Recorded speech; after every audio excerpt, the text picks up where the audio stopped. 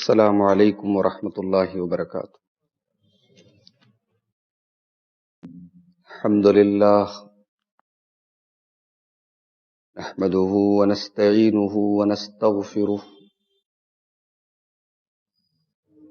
ونعوذ باللہ من شرور انفسنا ومن سیئات اعمالنا، من يهده الله فلا مضل له ومن يضلل فلا هادي له، واشهد ان لا اله الا الله وحده لا شريك له، واشهد ان محمدا عبده ورسوله۔ يا ايها الذين آمنوا اتقوا الله حق تقاته ولا تموتن الا وانتم مسلمون۔ يا أيها الناس اتقوا ربكم الذي خلقكم من نفس واحدة وخلق منها زوجها وبث منهما رجالا كثيرا ونساء، واتقوا الله الذي تساءلون به والأرحام إن الله كان عليكم رقيبا۔ يا أيها الذين آمنوا اتقوا الله وقولوا قولا سديدا يصلح لكم أعمالكم ويغفر لكم ذنوبكم، ومن يطع الله ورسوله فقد فاز فوزا عظيما۔ أما بعد فإن خير الحديث كتاب الله، وخير الهدي هدي محمد صلى الله عليه وسلم، وشر الأمور محدثاتها وكل محدثة بدعة وكل بدعة ضلالة وكل ضلالة في النار۔ أعوذ بالله من الشيطان الرجيم، بسم الله الرحمن الرحيم۔ إذا جاء نصر الله والفتح ورأيت الناس يدخلون في دين الله أفواجا فسبح بحمد ربك واستغفره إنه كان توابا۔ محترم علماء کرام، بزرگوں اور دوستوں، مقامی جمعیت اہل حدیث مدن پورہ کے زیر اہتمام اس مسجد میں سیرت النبی علی صاحبہا افضل الصلوات والتسلیم کے موضوع پر سلسلے وار دروس کا، خطابات کا سلسلہ چل رہا ہے، اور آج اسی کی ایک کڑی سیرت النبی کا بہت ہی اہم موڑ، فتح مکہ، اس کے عنوان پر، اس کے موضوع پر مجھے آپ کے سامنے گفتگو کا حکم دیا گیا ہے۔ میرے بھائیوں، دنیا میں انسان کسی مشن کے لیے محنت کرے، قربانیاں دے، اور پھر اپنے مشن کی کامیابی اسے اپنی آنکھوں سے دیکھنا نصیب ہو جائے، یہ بہت بڑی بات ہوتی ہے۔ بہت سارے ایسے لوگ دنیا میں ہوتے ہیں کہ ان کی محنت کا پھل کوئی اور کھاتا ہے، وہ قربانیاں دیتے ہیں مگر اپنی قربانیوں کا ثمرہ، اپنی قربانیوں کا پھل وہ اپنی زندگی میں دیکھ نہیں پاتے۔ بہت ساری مثالیں ہیں دنیا میں۔ اللہ کے پیارے نبی جناب محمد الرسول اللہ صلی اللہ علیہ وسلم کی پوری سیرت طیبہ، آپ کی پوری زندگی قربانیوں سے بھری ہوئی ہے، اور یہ اصول ہے انسانی تاریخ کا، اللہ تعالیٰ کے قانون کا ایک حصہ ہے، اللہ تعالیٰ کی سنت کا ایک حصہ ہے۔ آپ کا مقصد جتنا عظیم ہوگا، آپ کا مشن جتنا بڑا ہوگا، اس قدر آپ کو قربانیاں دینی پڑیں گی۔ عظیم مقاصد بغیر قربانیوں کے حاصل نہیں کیے جا سکتے۔ یہی وجہ ہے کہ دنیا میں سب سے بڑا مقصد کیا ہے؟ اللہ کو راضی کرنا۔ اللہ کو راضی کرنا، اس سے بڑا کوئی مقصد نہیں ہو سکتا۔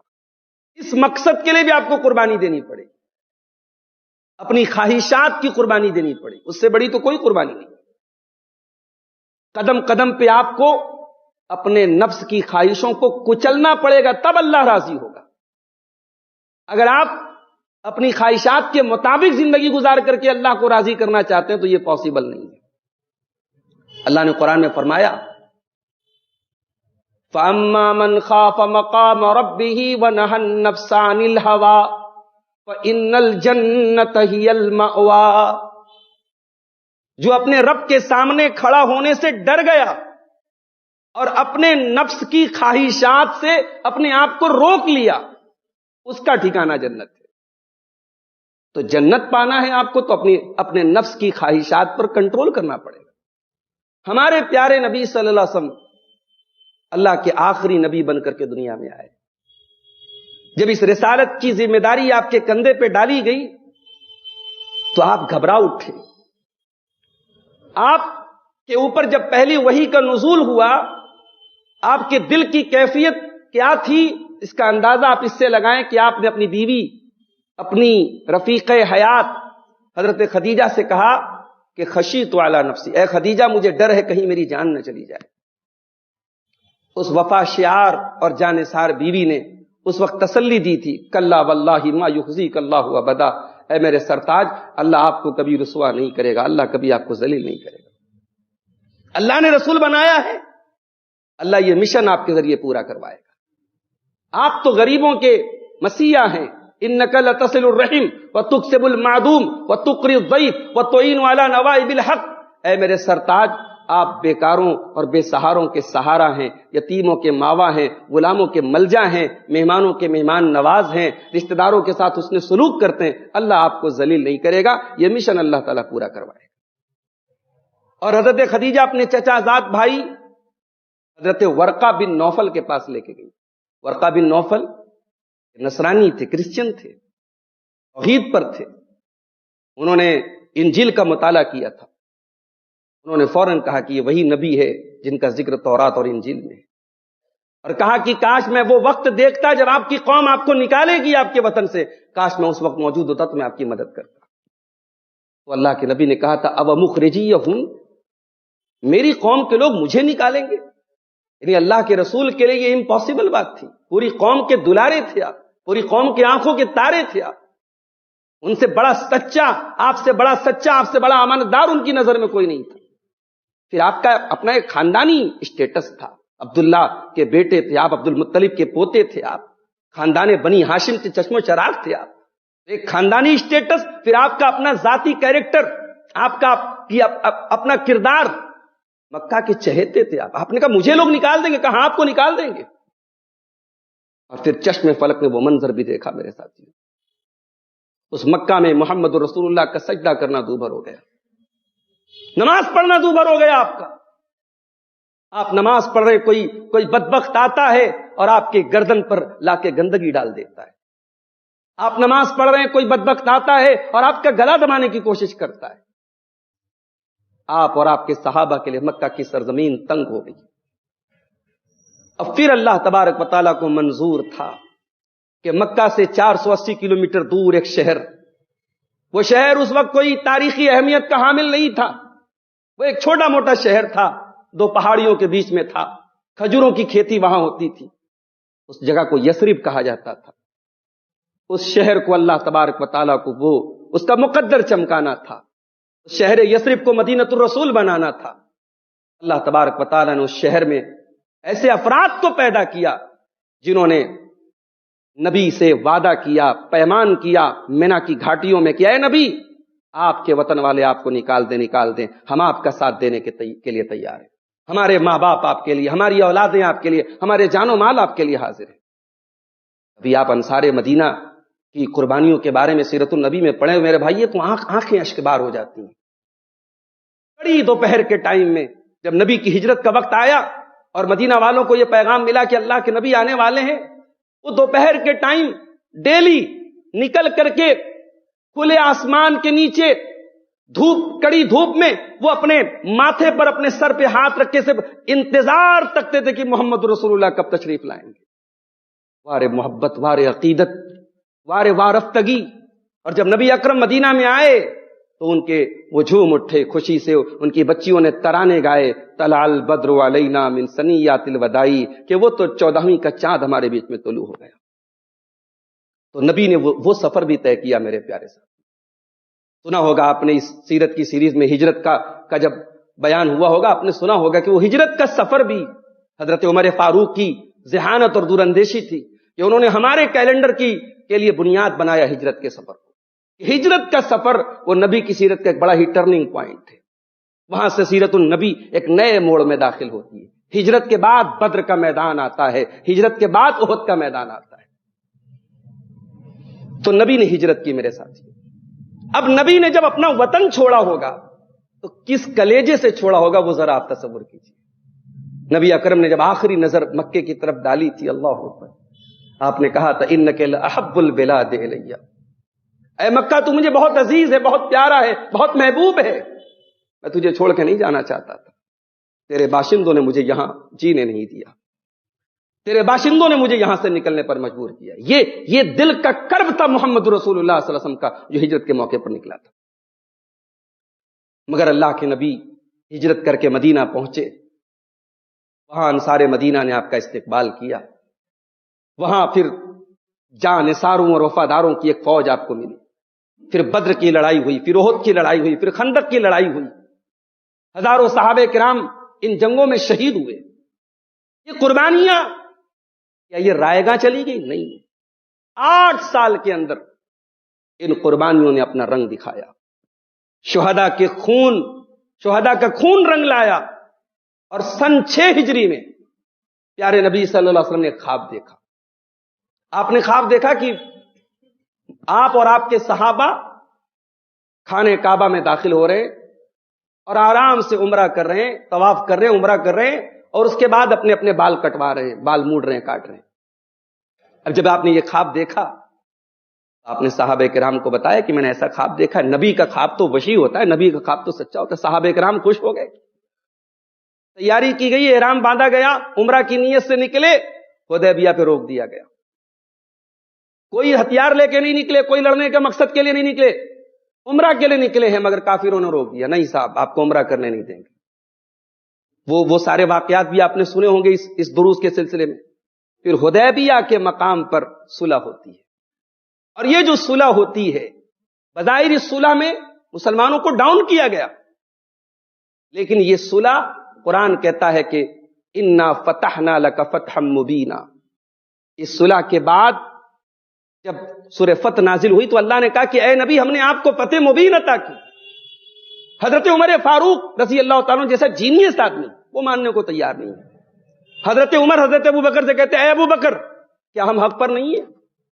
کیا ہمارا معبود سچا معبود نہیں ہے؟ کیا محمد رسول اللہ اللہ کے رسول نہیں ہے؟ کہا بالکل ہے۔ پھر نبی کا خواب کہاں گیا؟ نبی نے خواب دیکھا تھا ہم جائیں گے، عمرہ کریں گے، طواف کریں گے، ایک دوسرے کا بال کاٹیں گے، بال موڑیں گے، وہ خواب کہاں گیا اے ابو بکر صدیق؟ تو حضرت ابو بکر نے کہا کہ اے عمر کیا نبی نے کہا تھا کہ اسی سال یہ خواب پورا ہوگا؟ ضروری نہیں ہے، خوابوں کی تعبیریں کبھی کبھی وقت لیتی ہیں۔ کبھی یوسف نے خواب دیکھا تھا اپنے بچپن میں اور اپنے باپ سے کہا تھا انی رأیت 11 کوكبا والشمس والقمر رأیتهم لی ساجدین، ابا جان میں نے دیکھا کہ چاند اور سورج اور 11 ستارے میرے آگے سجدہ کر رہے ہیں۔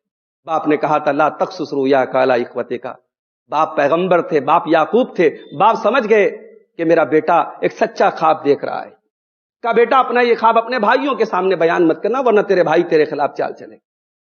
دنیا نے سوچا نہیں تھا، خود یوسف نے سوچا نہیں تھا کہ وہ یوسف جسے ان کے بھائی جا کر کے کنویں میں ڈال دیں گے، باپ سے دور کر دیں گے، وہ یوسف جو مصر کے بازاروں میں غلاموں کی طرف بکیں گے، پھر ایک وقت آئے گا کہ عزیز مصر کے منصب پر پہنچیں گے، مصر کے بادشاہ کی کرسی پر پہنچیں گے، اور ان کے بھائی ان کے آگے آ کر کے خیرات کی بھیک مانگیں گے، اور پھر ان کے ماں باپ اور ان کے بھائی ان کے آگے سجدہ کریں گے، اور یہ خواب کئی سالوں کے بعد یوسف کی جوانی میں یہ خواب پورا ہوتا ہے۔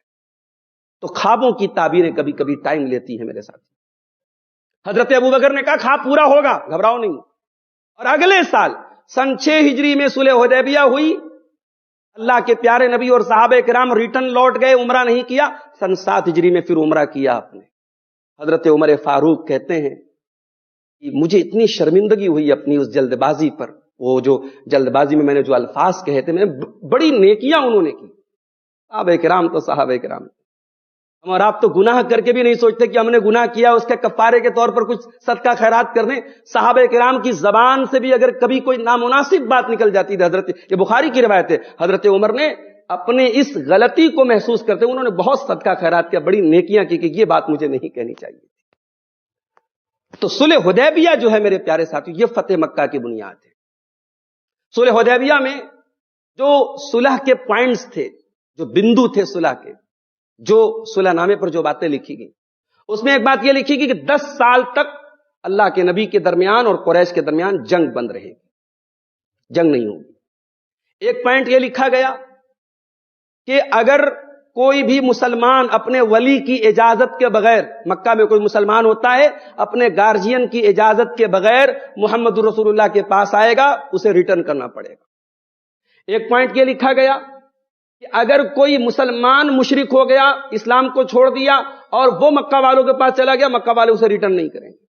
اسی میں ایک پوائنٹ یہ لکھا گیا کہ عرب کا کوئی بھی قبیلہ وہ چاہے تو محمد رسول اللہ کے ساتھ الائنس کر سکتا ہے، چاہے تو قریش کے ساتھ الائنس کر سکتا ہے، اور جو معاہدہ اللہ کے نبی کے درمیان اور قریش کے درمیان ہو رہا ہے وہ آپ کے الائٹس کے درمیان بھی ہوگا۔ جو لوگ آپ سے الائنس کریں گے، جو قبائل، ان کے ساتھ بھی سیم معاملہ ہوگا۔ اگر اللہ کے نبی کے اوپر حملہ نہیں ہو سکتا، صحابہ کے اوپر حملہ نہیں ہو سکتا، تو جن قبائل نے آپ کے ساتھ الائنس کیا ہے ان کے اوپر بھی حملہ نہیں ہو سکتا۔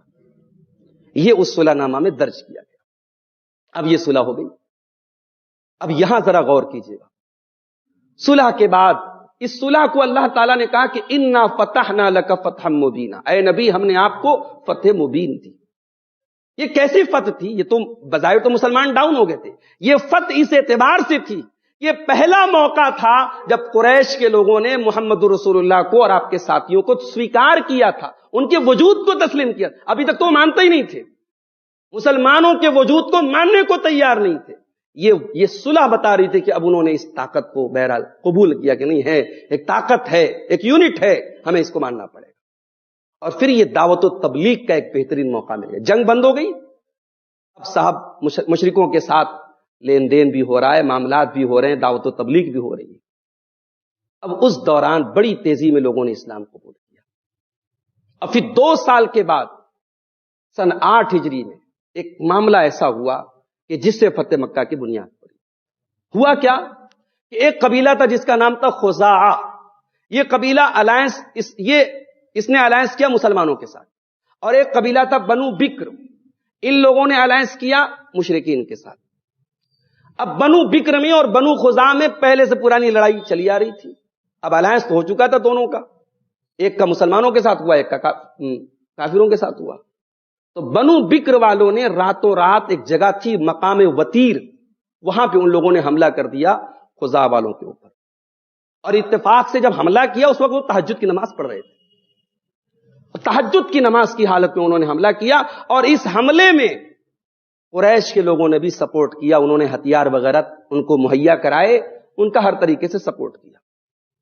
اب جب یہ حملہ ہوا تو بنو خزاعہ کا ایک آدمی تھا جس کا نام تھا عمرو بن سالم الخزائی، وہ اللہ کے نبی کے پاس آتا ہے اور آ کر کے وہ شاعری کی، چونکہ عرب میں شاعری کا بڑا رواج تھا، جذبات کو بھڑکانے میں اور جذبات کو برانگیختہ کرنے میں شاعری کا بڑا کردار تھا، تو اس نے آ کر کے اللہ کے نبی کے سامنے اشعار پڑھے، یا رب انی ناشد محمدا حلفا بینا و ابی لدا، اے میرے رب میں محمد کو ان کا وعدہ یاد دلا رہا ہوں، قد کنتم ولدا وکنا والدا ثم اسلمنا فلم ننز یدا، اے محمد رسول اللہ صلی اللہ علیہ وسلم آپ بچے تھے اور ہم لوگ آپ کے بزرگ تھے، ہمارے سامنے آپ پیدا ہوئے، اور پھر ہم اسلام لائے، اور اسلام لانے کے بعد ہم نے کبھی اپنا ہاتھ پیچھے، وہ ایک لمبی انہوں نے نظم پڑھی۔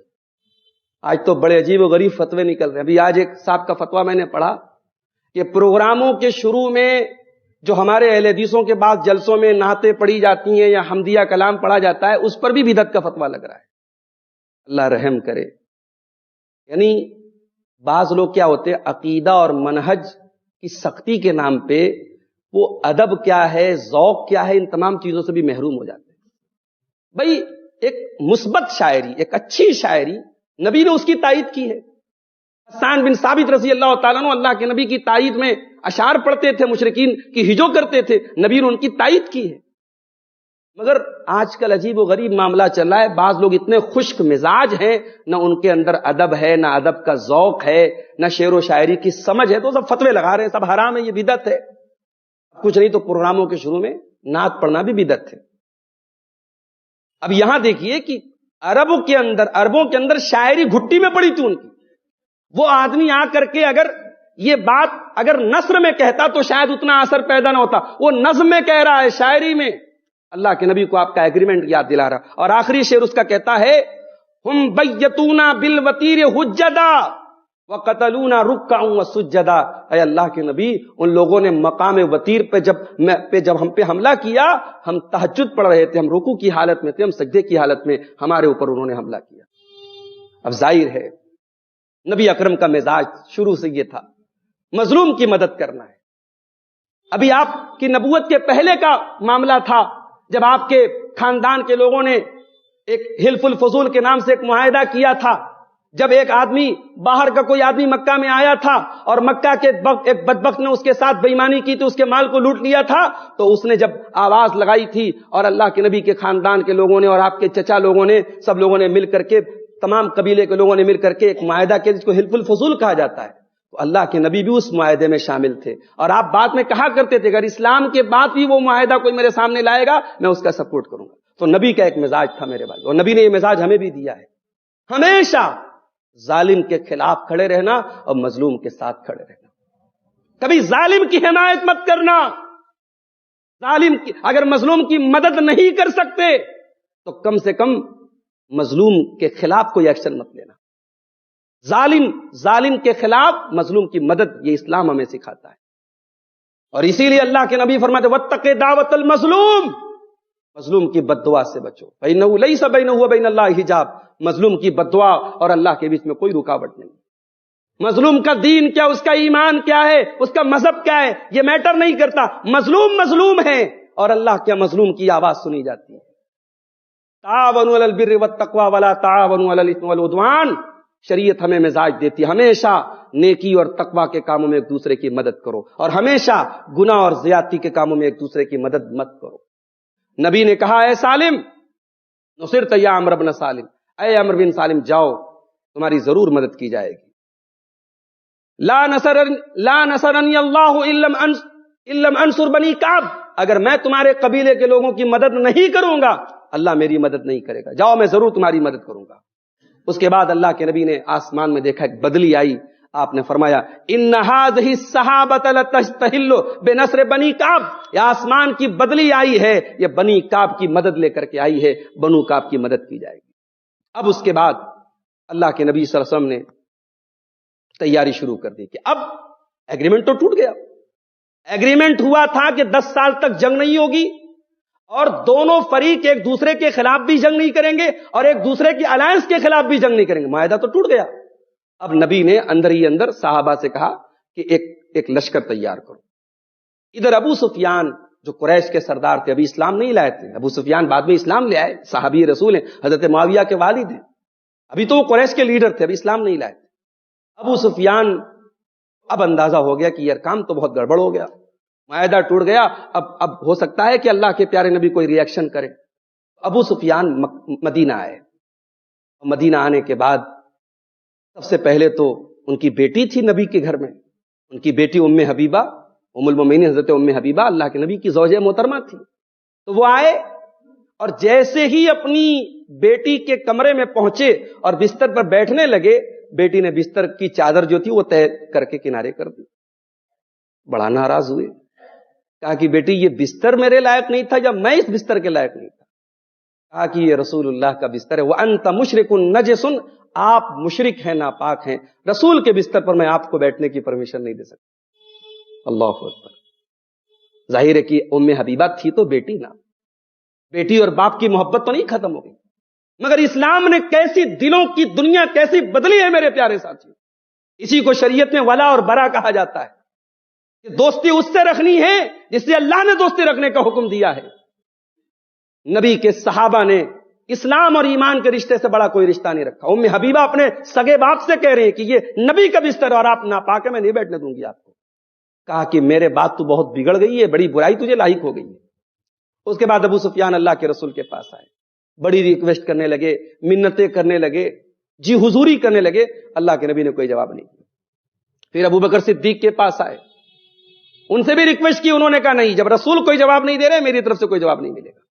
حضرت عمر کے پاس، حضرت عمر تو صاحب حضرت عمر تھے، انہوں نے کہا بھاگ جا تیری گردن مار دوں گا میں۔ پھر حضرت علی کے پاس آئے، حضرت علی نے کہا دیکھو بھائی معاہدہ تو ٹوٹ گیا ہے اور اب اللہ کے نبی کی طرف سے ایک حملہ تو ہوگا۔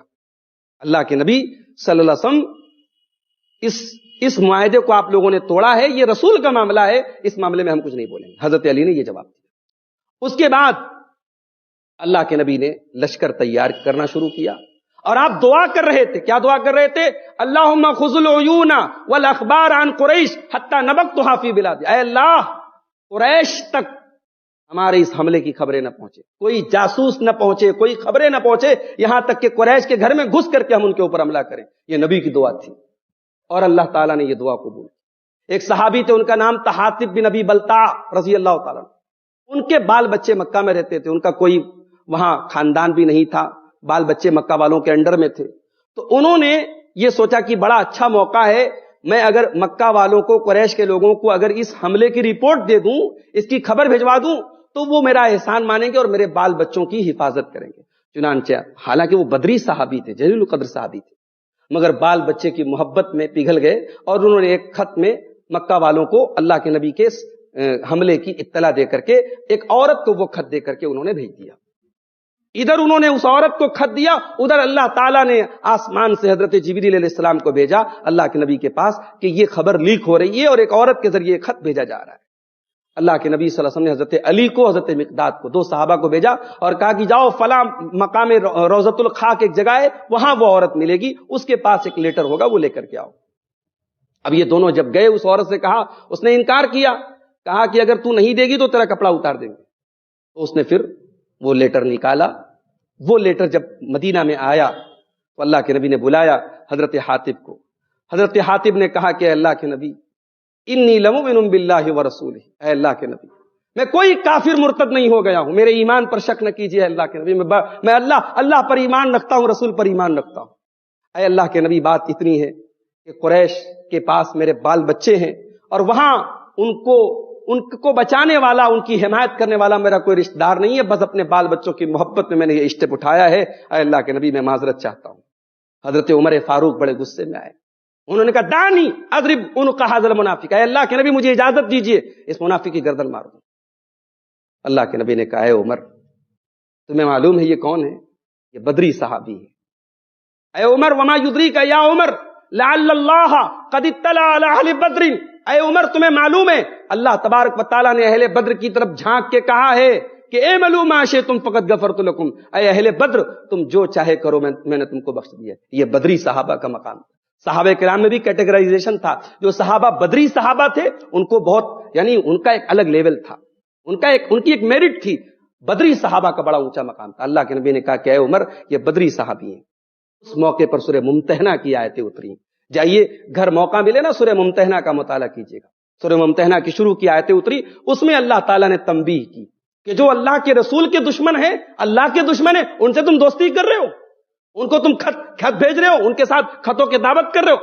اور اسی موقع پر سورہ ممتحنہ میں اللہ تعالیٰ نے ایک بڑی پیاری بات ارشاد فرمایا لن تنفعکم ارحامکم ولا اولادکم یوم القیامہ، تمہاری رشتہ داریاں اور تمہاری اولاد قیامت کے دن تمہارے کام نہیں دے گی۔ یعنی یہ پیغام دیا گیا صحابہ کو کہ دیکھو حاطب بن بلتع نے یہ قدم کیوں اٹھایا، اپنے بال بچوں کی محبت میں اٹھایا۔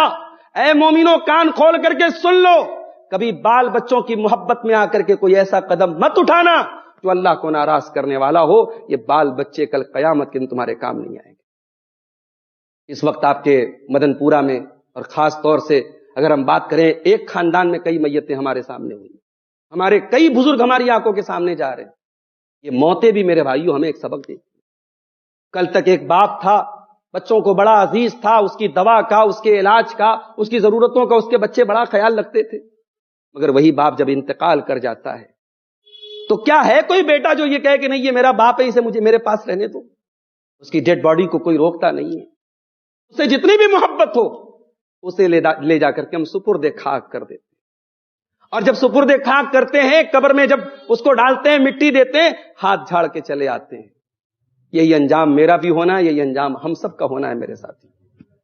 یہ اولاد جس اولاد کی خوشیوں کے لیے ہم نے کتنے ناجائز کام کیے، یہ بیوی بچے جن کی خوشیوں کے لیے ہم حلال و حرام کو بھول جاتے ہیں، یہ بیوی بچے ہماری قبر میں ہمارے کام تو نہیں آئیں گے میرے ساتھی. منکر نکیر جب آ کر کے ہم سے سوالات کریں گے، ہمارا بیٹا تو آ کر کے ہمیں جواب نہیں بتائے گا. ابھی میں ایک صحابی کا واقعہ پڑھ رہا تھا، حضرت سعد ابن معاذ رضی اللہ تعالی. بڑا مسئلہ تو یہ کہ ہماری نوجوان نسل جو ہے وہ صحابہ کرام کو جانتی ہی نہیں کہ صحابہ میں کیسے کیسے صحابہ تھے. یہ سعد بن معاذ کون صحابی ہیں؟ ان کا جب انتقال ہوا اللہ کے نبی نے فرمایا اہتز لہ العرش، ان کے انتقال پر اللہ کا عرش ہل اٹھا. ان کا جب جنازہ اٹھایا گیا تو یہ بڑے بھاری بھرکم والے تھے، ہیوی ان کا بدن تھا. جب جنازہ اٹھایا گیا تو جنازہ بڑا ہلکا تھا. لوگوں نے کہا کہ ارے ان کا جنازہ تو بڑا ہلکا ہے. اللہ کے نبی نے فرمایا ان لہ حملۃ غیرکم، ارے سعد ابن معاذ کوئی معمولی صحابی نہیں ہے میرے، ان کے جنازے کو فرشتے بھی اٹھائے ہیں، 70,000 فرشتے ان کے جنازے میں شامل ہیں.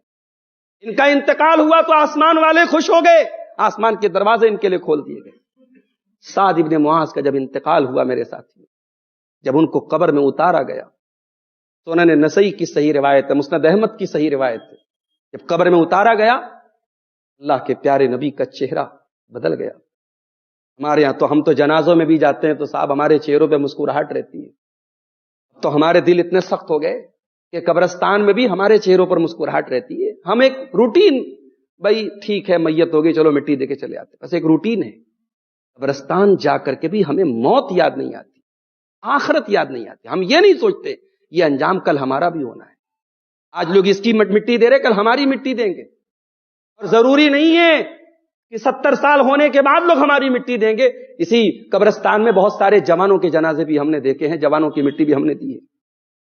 نبی نے قبر میں اتارا سعد ابن معاذ کو، ان کے جنازے کو قبر میں اتارا گیا، نبی کا چہرہ بدل گیا، نبی گھبرانے لگے اور آپ نے کہا سبحان اللہ سبحان اللہ سبحان اللہ، اللہ اکبر اللہ اکبر. آپ نے 3 مرتبہ تکبیر کے کلمات کہے، 3 مرتبہ تسبیح کے کلمات کہے. صحابہ کرام نے بھی تکبیر اور تسبیح کے کلمات کہے. پورا بقیع کا قبرستان گونج اٹھا. اس کے بعد آپ نے فرمایا ذائق علی صاحبکم علی صاحبکم القبر، اے میرے صحابہ، سعد ابن معاذ کی قبر ان کے لیے تنگ ہو گئی اور قبر نے ان کو دبوچ لیا. لو نجا منہ احد لنجا سعد، اگر قبر کے دبوچنے سے کوئی بچتا تو سعد بچ جاتے، مگر سعد بھی نہیں بچ پائے. قبر تو ہمیں اور آپ کو بھی دبوچے گی میرے پیارے ساتھی.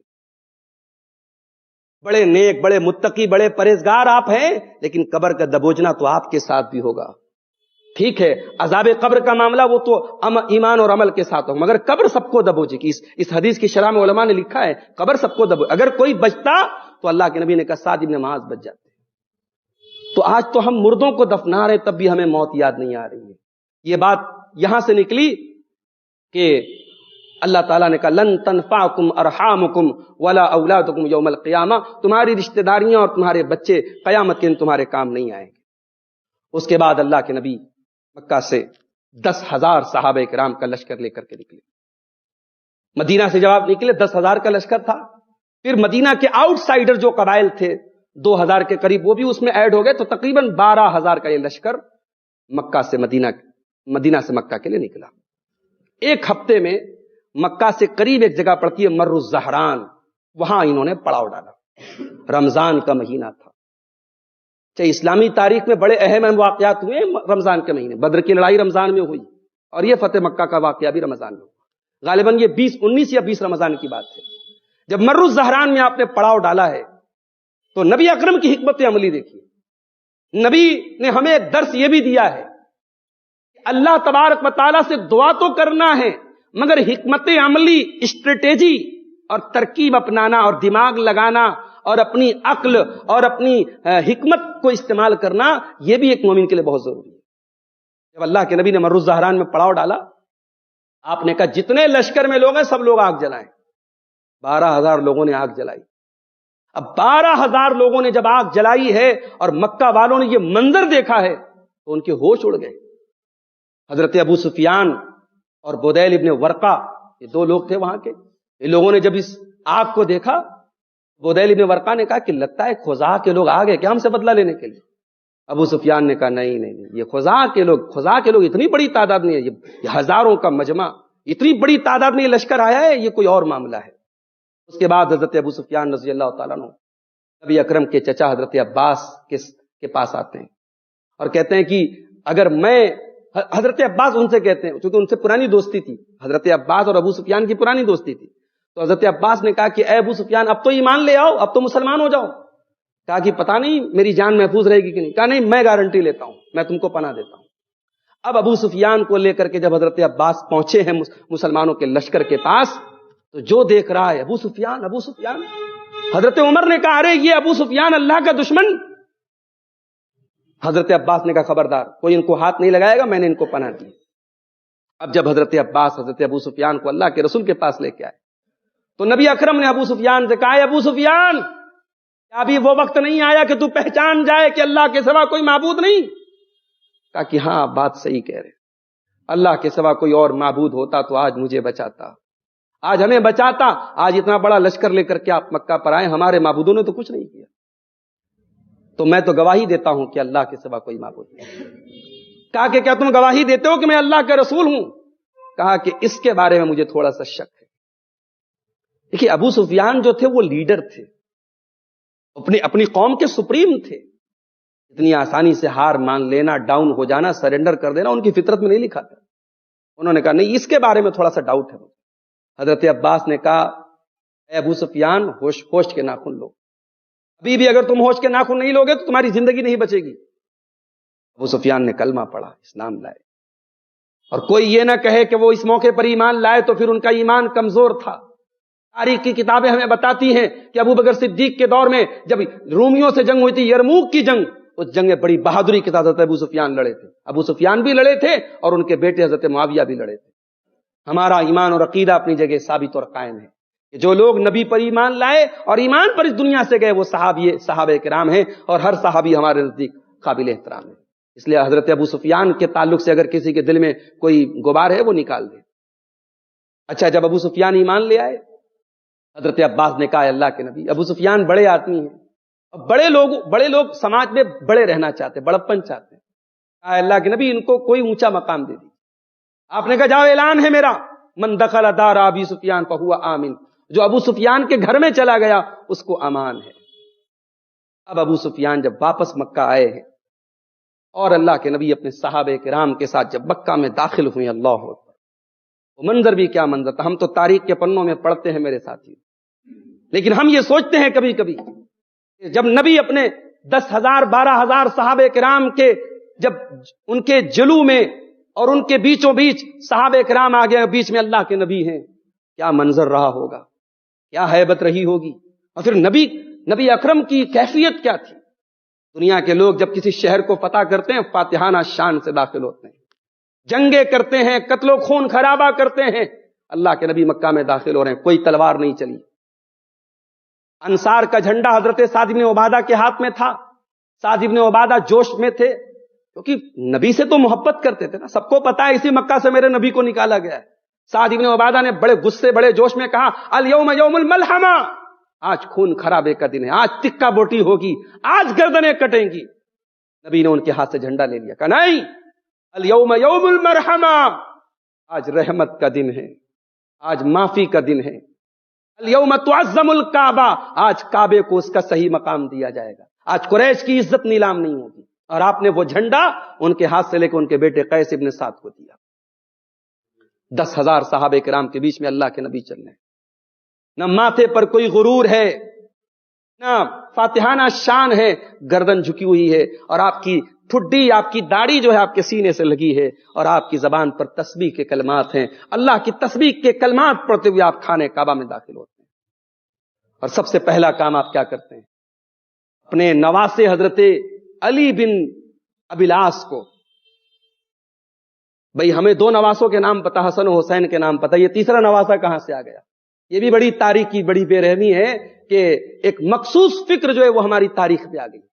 ہمیں حضرت حسن و حسین کی محبت پر بے شک ناز ہے کہ وہ نبی کے نواسے ہیں، مگر نبی کی ایک نواسی امامہ بنت زینب بھی تھی، اس کو کوئی نہیں جانتا.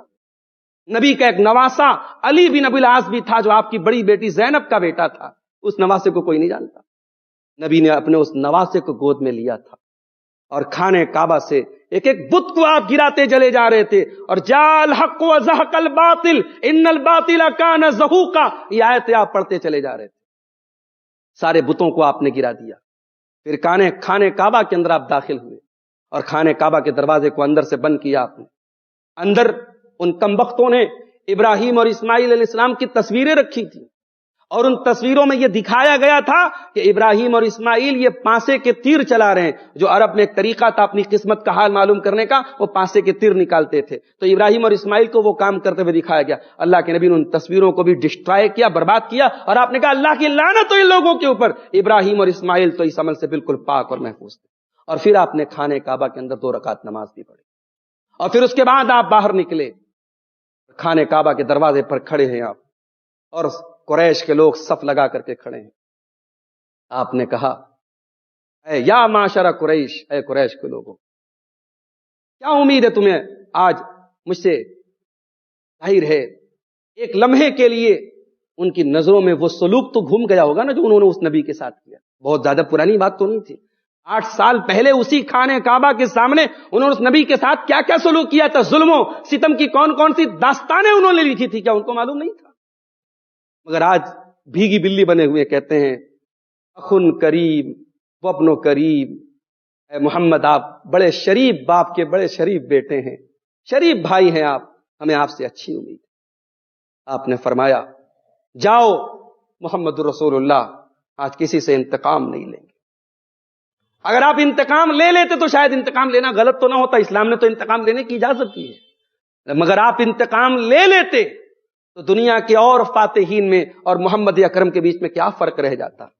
شہروں کو فتح کر لینا کمال نہیں ہے، ملکوں کو فتح کر لینا کمال نہیں ہے، جو دلوں کو فتح کر لے وہی فاتح زمانہ. میرے نبی نے دلوں کو فتح کیا ہے میرے ساتھ. آپ نے کہا جاؤ لا تثریب علیکم اليوم، محمد اکرم کسی سے کوئی بدلہ نہیں لیں گے. اذهبوا انتم الطلقاء، جاؤ تم سب کے سب آزاد ہو. جو ابو سفیان کے گھر میں چلا گیا اس کو بھی امان ہے، جو اپنے گھر میں چلا گیا اس کو بھی امان ہے. جاؤ کسی سے کوئی انتقام نہیں لیا جائے. سب کو آپ نے عام معافی کا پروانہ دے دیا. اور یہ آپ کے حسن سلوک اور آپ کی معافی اور آپ کے عفو و کرم کا نتیجہ تھا کہ پورا مکہ ایمان لے آیا. اور اس واقعے کے 2 سال کے اندر، فتح مکہ سن 8 ہجری میں ہوتا ہے اور نبی اکرم سن 10 ہجری میں حج کرتے ہیں. 2 سال کے اندر عرب کے تمام قبائل اسلام قبول کر لیتے ہیں. اور قرآن کریم کی جب وہ سورت کریمہ نازل ہوتی ہے جو میں نے آپ کے سامنے پڑھی تھی، اذا جاء نصر اللہ والفتح ورأیت الناس يدخلون فی دین اللہ افواجا، کہ اے میرے نبی جب اللہ کی مدد آ گئی اور اللہ کی طرف سے فتح مبین آ گئی، مکہ فتح ہو گیا، تو اے نبی اب اس کے بعد آپ دیکھیں گے کہ لوگ اللہ کے دین میں فوج در فوج داخل ہو رہے ہیں. اس کے بعد مکہ تو فتح ہو گیا. اگلے دن اللہ کے نبی پھر آئے اور آپ نے خطبہ دیا خانے کعبہ کے سامنے. آپ نے خطبہ، اور اس خطبے میں آپ نے ایک بڑی پیاری بات ارشاد فرمائی. آپ نے فرمایا ایھا الناس اذهب اللہ عنکم نخوۃ الجاہلیہ، دور جاہلیت کی کوئی عصبیت ہے تو دل سے نکال دو. کلکم من آدم وآدم من تراب، تم سب آدم کے بیٹے ہو، کسی کو کسی پر اونچ نیچ حاصل نہیں ہے. اور آج بھی انسانی مساوات کی سب سے بڑی علامت خانے کعبہ ہے.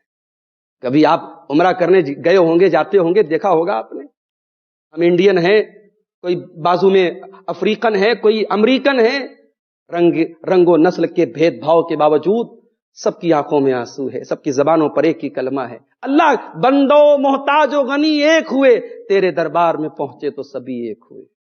یہ وہ دربار ہے جو انسانی مساوات کا تصور ہمیں دیتا ہے. میرے ساتھ نبی اکرم نے مکہ فتح کرنے کے بعد یہ خطبہ بھی دیا کہ تم سب آدم کی اولاد ہو، کوئی اونچ نیچ نہیں ہے، اپنے آپ کو کبھی سپریم مت سمجھنا، اپنے آپ کو اونچا مت سمجھنا. اس کے بعد آپ نے یہ بھی فرمایا کہ سن لو، یہ خانہ کعبہ کل بھی حرمت والا تھا اور آج بھی حرمت والا ہے. جب سے اللہ تعالیٰ نے آسمان اور زمین کو پیدا کیا ہے، یہ خانہ کعبہ حرمت والا تھا اور آج بھی حرمت والا اور کل بھی رہے گا. اور کوئی یہ نہ کہے کہ اگر یہ حرمت والا ہے تو محمد اکرم یہاں پھر فوج لے کر کے کیوں آئے. میرے لیے بھی اللہ تعالیٰ نے دن کی ایک مختصر سی گھڑی کے لیے اس شہر کو حلال کیا تھا. اب وہ حرمت واپس لوٹ آئی. اب یہ خانہ کعبہ پھر سے اپنی حرمت پر لوٹ آیا. اس کی حرمت کا ہمیشہ خیال رکھنا. مکہ فتح کرنے کے بعد تقریباً 19 دن آپ مکہ میں مقیم رہے. 19 دن تک آپ ٹھہرے رہے. جب 19 دن ہو گئے, انصار مدینہ آپس میں چیمی گوئیاں کرنے لگے, باتیں کرنے لگے. اب تو اللہ کے نبی اپنے وطن میں آ گئے ہیں.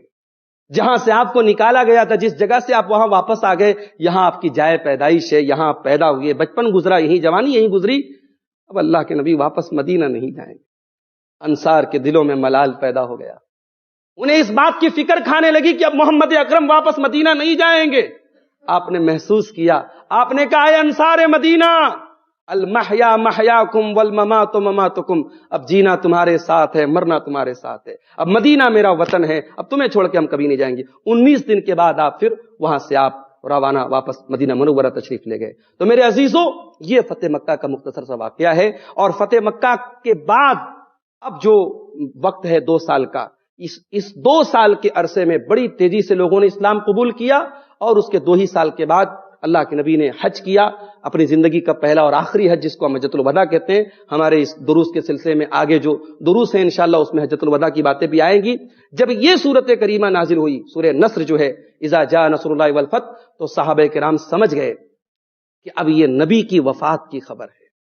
جب یہ سورت کریمہ نازل ہو گئی کہ اللہ کی مدد آ گئی, اللہ کی فتح آ گئی, اور اے نبی, لوگ آپ دیکھیں گے کہ لوگ اللہ کے دین میں فوج در فوج داخل ہو رہے, فسبح بحمد ربک واستغفر, تو اے نبی آپ اپنے رب کی تسبیح بیان کیجئے, اس کی حمد و ثنا بیان کیجئے, اس سے استغفار کیجئے, انہ کان توابا, وہ بہت توبہ قبول کرنے والا ہے. تو حضرت عمر فاروق رضی اللہ تعالیٰ عنہ ایک مرتبہ اپنے ساتھیوں میں, اپنی کیبنٹ میں, وہ عبداللہ ابن عباس کو بھی رکھتے تھے, جو بہت ینگ تھے, بہت کم عمر تھی ان کی. تو لوگوں کو اعتراض ہوا, بعض جو بزرگ صحابہ تھے ان کو اعتراض ہوا کہ ہم بزرگوں کے بیچ میں اتنے ینگ صحابی کو انہوں نے کیوں رکھا ہے. تو حضرت عمر نے ان کا امتحان لینے کے لیے عبداللہ ابن عباس کا پوچھا تھا کہ یہ جو سورت کریمہ ہے اذا جاء نصر اللہ, اس سے کیا سمجھتے ہیں آپ؟ اس سورت میں کیا انڈیکیٹ کیا گیا, کیا بتایا گیا؟ تو حضرت عبداللہ ابن عباس نے کہا کہ اجل رسول اللہ صلی اللہ علیہ وسلم, اس سورت کریمہ میں نبی کی وفات کی خبر دی گئی ہے. کہا کہ ہاں بالکل صحیح جواب دیا. جب یہ سورت کریمہ نازل ہوئی تو ہم سمجھ گئے کہ اب اللہ کے نبی کی وفات کا وقت قریب ہے. اور پھر 2 سال کے اندر جو ہے, 2 سال کے بعد اللہ کے نبی صلی اللہ علیہ وسلم کی وفات کا واقعہ پیش آیا. تو میرے عزیزوں, بڑا مبارک موضوع ہے, سیرت کا موضوع بڑا جذباتی موضوع ہے. اس پر بات کرو, پڑھو, اس کو سنو تو آنکھیں بھر آتی ہیں, اور ایسا لگتا ہے کہ ہم اس دور میں جی رہے ہیں. اور جو لوگ اس دور میں جی لیے, جنہوں نے نبی کا ساتھ دیا, اللہ اکبر, ان کے نصیب کا کیا کہنا. قیامت تک کوئی کتنا بھی نیک بن جائے, صحابی تو نہیں بن سکتا. کوئی تہجد گزار بن سکتا ہے, کوئی بہت بڑا صدقہ خیرات دے کر کے حاتم طائی کا باپ بن سکتا ہے, مگر کوئی صحابی نہیں بن سکتا. وہ آنکھیں جنہوں نے جمال مصطفیٰ کا دیدار کیا, وہ ہاتھ جنہوں نے محمد رسول اللہ سے مصافحہ کیا, وہ لوگ جنہوں نے نبی کے ساتھ جہاد کیا. میرے پیارے ساتھیوں, اب رہتی دنیا تک ان کی نظیر کوئی پیدا نہیں ہو سکتی. اسی لیے آپ دیکھیں کہ سورہ فتح کے اندر جہاں فتح مکہ کا ذکر ہے, جہاں سورہ حدیبیہ کا ذکر ہے, ابھی ہمارے حافظ صاحب نے جو آیت کریمہ پڑھی تھی سورہ فتح کی آخری آیت, محمد الرسول اللہ والذین معہ اشداء علی الکفار, وہ پوری آیت کریمہ سورہ فتح کی آخری آیت وہ صحابہ کی فضیلت بیان کرتی ہے. وہ ایک مستقل ایک موضوع ہے کہ صحابہ کی کتنی بہترین فضیلت اللہ تعالیٰ نے سورہ فتح کے اندر بیان کی. تو قرآن میں جہاں پر بھی نبی کے دور کے واقعات بیان ہوئے, آپ غور کیجئے گا, آگے پیچھے صحابہ کی فضیلت بھی ضرور بیان ہوئی. اس لیے ہمارے ایمان کا ایک حصہ ہے صحابہ سے محبت کرنا. ہم صحابہ سے محبت کرتے ہیں اور صحابہ کے دشمنوں سے نفرت کرتے ہیں. یہ بھی سن لیجئے, ہم صحابہ سے محبت کرتے ہیں, اور جو صحابہ سے نفرت کرے وہ ہماری نفرت کا حقدار ہے, وہ ہماری محبت کا حقدار نہیں ہو سکتا. یہ ہمارے ایمان کا, ہمارے بلیف کا, ہمارے عقیدے کا ایک حصہ ہے. اللہ سے دعا ہے رب العالمین اپنے پیارے نبی کی سیرت کو ہمیں سمجھنے کی, اور صحابہ کرام کی اور پیارے نبی کی محبت کو اپنے دلوں میں بسانے کی ہم سب کو توفیق عطا فرمائے. رب العالمین ہمارے جن بھائیوں نے یہ سلسلہ شروع کیا ہے, اللہ ان کو جزائے خیر دے, اور صحت و سلامتی کے ساتھ اللہ اس سلسلے کو ہم سب کو مکمل کرنے کی توفیق عطا فرمائے. آمین. وآخر دعوانا ان الحمد للہ رب العالمین.